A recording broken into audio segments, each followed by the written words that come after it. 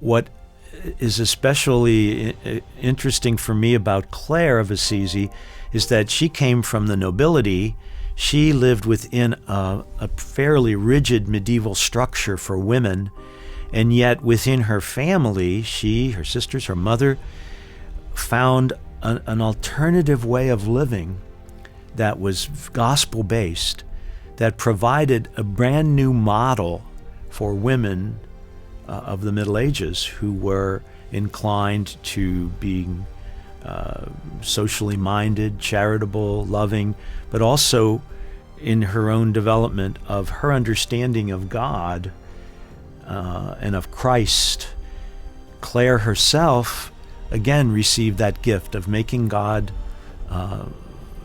very close and acceptable and understandable to people.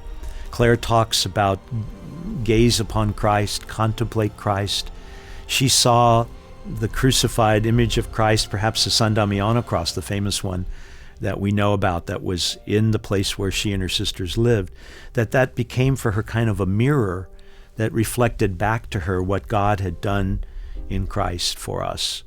And so Clare herself contributes a major part of the Franciscan vision. And again, for 800 plus years, she has been that